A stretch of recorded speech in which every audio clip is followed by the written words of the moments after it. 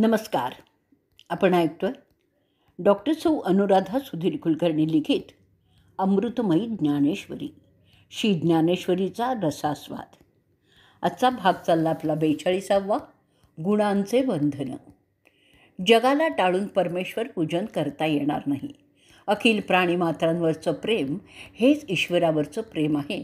हा अत्यंतिक महत्त्वाचा सिद्धांत श्री ज्ञानेश्वर आपल्याला सुपूर्त करतायत आणि तो अंतःकरणात बांधूनही ठेवण्यास सांगतात.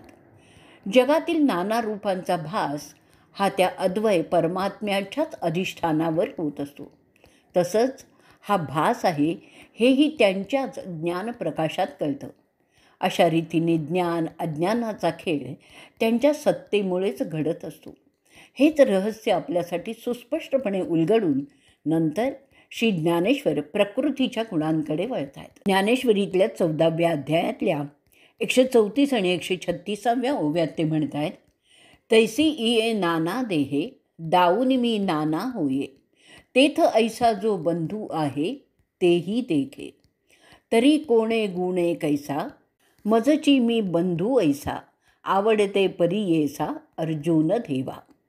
अर्थ, त्याप्रमाणे अनेक देह प्रकट करून मी एक असूनही अनेक होतो आणि त्या अनेक शरीरात मी बांधला गेलेलो आहे असं जे वाटतं त्या वाटण्याचं प्रकाशनही मीच करतो. तर अर्जुन देवा, कोणत्या गुणाने आणि कसा मलाच मी बंधन आहे असं वाटतं ते ऐका.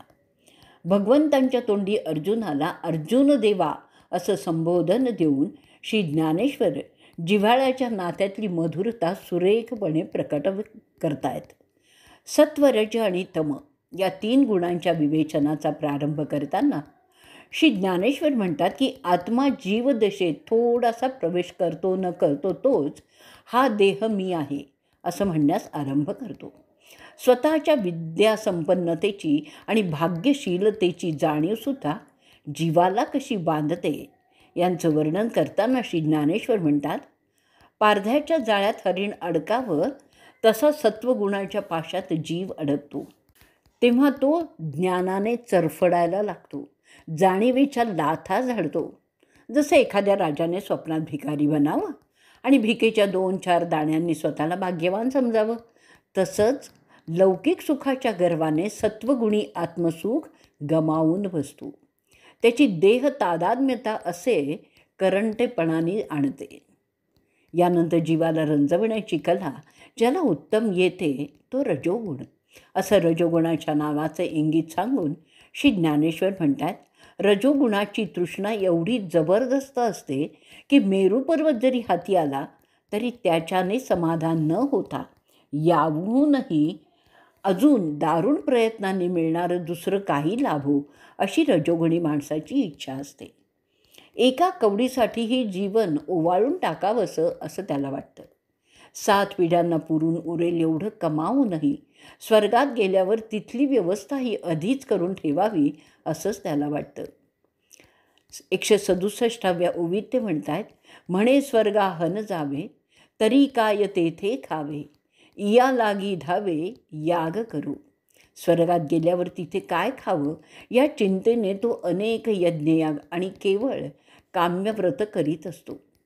स्वर्ग आणि संसार यांच्या तीव्र इच्छेमुळे रजोगुणी कर्मरूपी अग्नीत प्रवेश करतो असं ज्ञानेश्वर सांगतात. तम म्हणजे अंधार, त्यामुळे तमोगुण हा मोहरूपी रात्रीतील काळा ढग आहे असं तमोगुणाचं वर्णन श्री ज्ञानेश्वर करतात.